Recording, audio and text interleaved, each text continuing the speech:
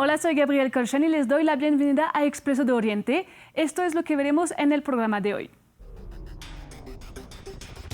En la Franja de Gaza, los bombardeos israelíes dejaron decenas de muertos palestinos en los últimos días. En zonas supuestamente seguras de Rafah, la comunidad internacional llama al fin de las atrocidades contra los civiles. España, Noruega e Irlanda reconocieron la existencia de un Estado palestino, esperando empujar a otros países a hacer lo mismo, pero esta decisión provocó la ira de Israel. Tenemos análisis.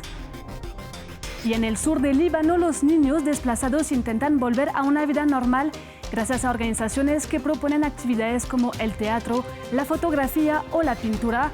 Veremos el reportaje de nuestra corresponsal.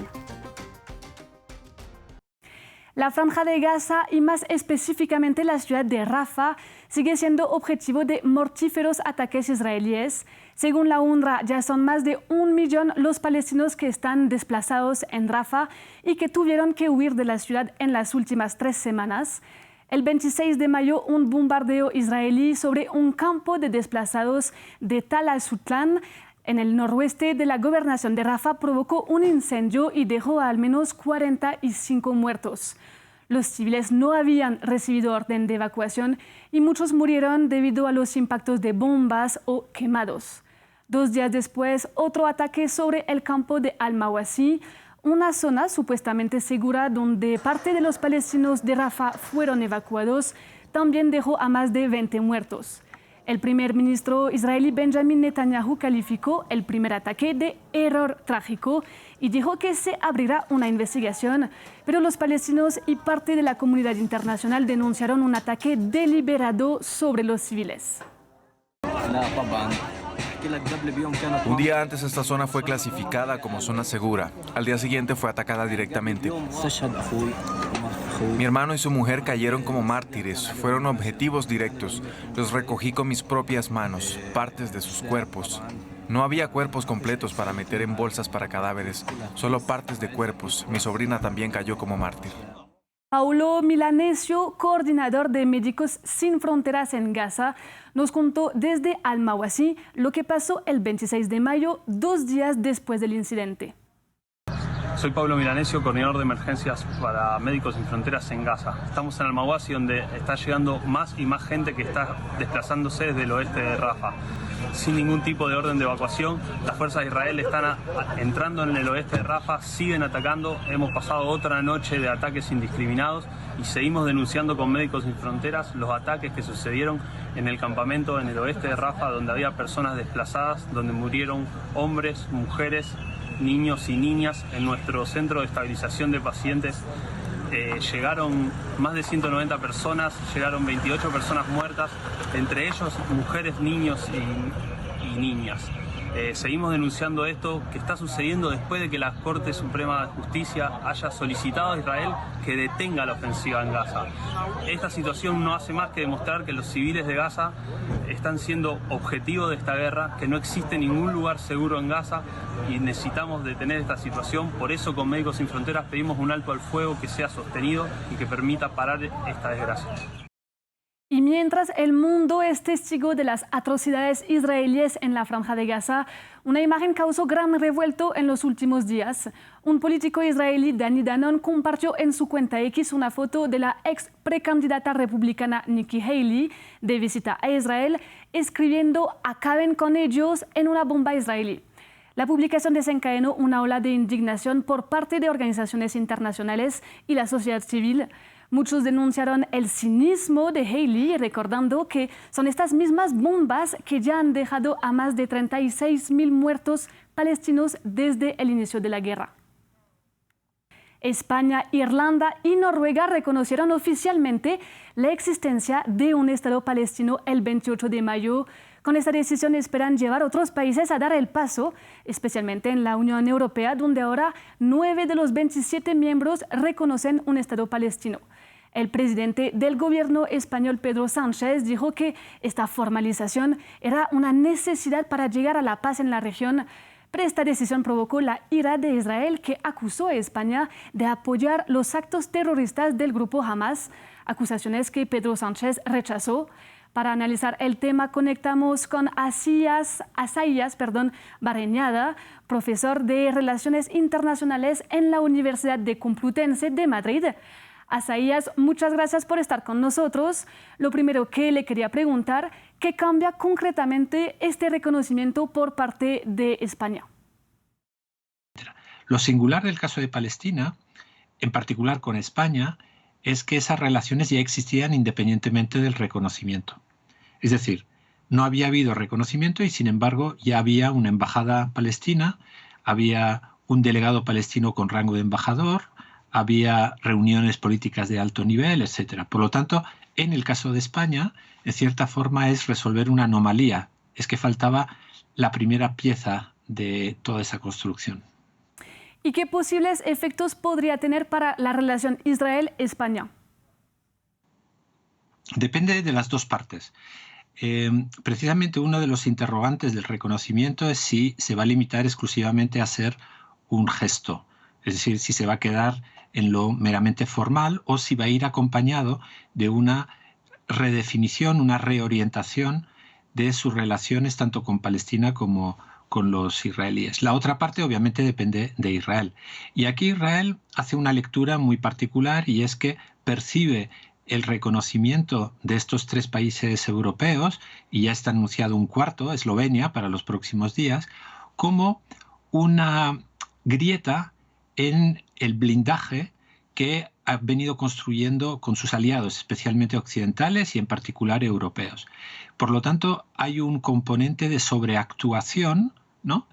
Que va más allá de los procedimientos diplomáticos, que rayan en algunos casos en la provocación, como puede ser la difusión de un vídeo ridiculizando y elevando el tono, digamos, del desacuerdo. Tenemos que pensar, por lo tanto, o tenemos que interpretar que Israel está ahora en una dinámica un poco de huida hacia adelante porque se teme precisamente ese efecto dominó y un cambio en sus relaciones con los europeos. ¿Y por qué España decidió hacer eso ahora mismo? También, ¿qué efecto podría tener en la región, pero también en la guerra actual en Gaza? Hay que tener en cuenta que España es un país europeo que tiene una relación un poquito especial con los países árabes en general y con los palestinos, que se remonta muy atrás. No vamos a hacer ahora aquí un resumen histórico, pero simplemente de manera anecdótica, el jefe de Estado de España, el rey, es también rey de Jerusalén, es uno de sus muchos títulos. España tiene presencia en Oriente Medio, en lo que es actualmente Israel-Palestina, desde el final de la Edad Media. España es propietaria de bienes eclesiásticos, tiene un consulado desde el siglo XIX. Hay muchas razones que explican el por qué España tiene hace una lectura un poco particular de lo que ocurre en Oriente Medio. Pero hay dos cuestiones fundamentales que explican el por qué se toma la decisión ahora, a pesar de que los gobiernos llevan 15 años diciendo que lo van a hacer. Y es fundamentalmente la percepción de que hay que mover algo, hay que actuar ante la barbarie que se está viviendo actualmente en Palestina. Es decir, el gobierno, digamos, aprovecha la oportunidad, digamos, de mostrar su desacuerdo con esa situación, con un gesto de este tipo. Y la segunda cuestión tiene que ver con la política interna española.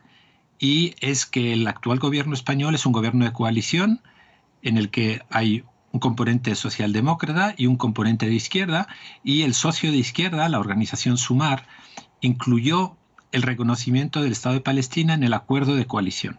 Por lo tanto, ha habido mucha presión por parte de ese sector de la izquierda del gobierno. Pero lo llamativo es que la decisión ha sido pilotada no tanto por el Ministerio de Asuntos Exteriores, sino por la presidencia del gobierno, porque considera claramente que es un medio también para ganar algo de prestigio en la escena internacional y en particular con los países árabes. Hay que tener en cuenta que actualmente el gobierno español tiene una imagen muy positiva en el mundo árabe. Quizás desconoce otros aspectos de la política interna, pero ese distanciamiento, esa voz singular, ¿no?, entre los europeos generalmente pasivos o complacientes con lo que está pasando, tiene un rédito político.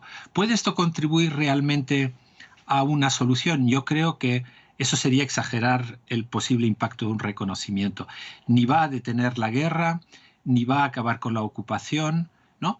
Pero dependiendo del componente político que acompañe el reconocimiento, es posible que pueda hacer una contribución positiva por el efecto arrastre de otros estados y sobre todo porque Europa podría empezar a cambiar su actitud respecto a Israel. Gracias, Isaías, por este análisis. De acuerdo, muchas gracias a ustedes. Pasamos ahora al Líbano, donde la guerra entre Israel y Hamas también ha tenido consecuencias con enfrentamientos entre el grupo Hezbollah y el ejército israelí en el sur del país, lo que obligó a muchos libaneses a huir. Miles de familias desplazadas de la frontera con Israel viven en escuelas convertidas en refugios en la localidad de Tiro, al sur del Líbano. Los niños han tenido que suspender su educación durante más de 7 meses, además de tener que vivir en un entorno difícil sin acceso a sus necesidades básicas. Algunas organizaciones promueven actividades de pintura, fotografía y teatro que les ayudan a afrontar las dificultades. Veamos el informe de nuestra corresponsal Ethel Bonet, acompañada por Diego Ibarra Sánchez. El espacio cerrado de esta aula en un colegio de Tiro se ha convertido en el nuevo hogar de Mustafa y sus hijos después de que huyeran hace 7 meses del sur del Líbano debido a las hostilidades fronterizas. Encontramos refugio en esta escuela cuando empezaron las hostilidades. No esperábamos estar tanto tiempo aquí. Las condiciones son muy malas. Mira a nuestros hijos, están todo el día aquí sin nada que hacer.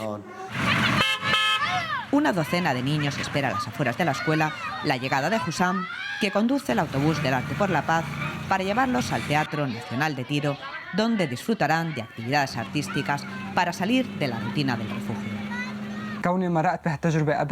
Como refugiado pasé por esto antes. Sé que lo que más afecta a los niños en estas situaciones es la forma en que la gente los ve. Esto puede tener un efecto mayor en ellos que el ser desplazados y perder sus hogares.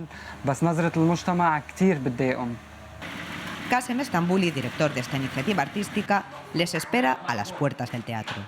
Artes plásticas, manualidades y fotografía son parte del conjunto de actividades en las que participan. También reciben lecciones de teatro para enseñarles a canalizar las emociones en medio de la situación que viven.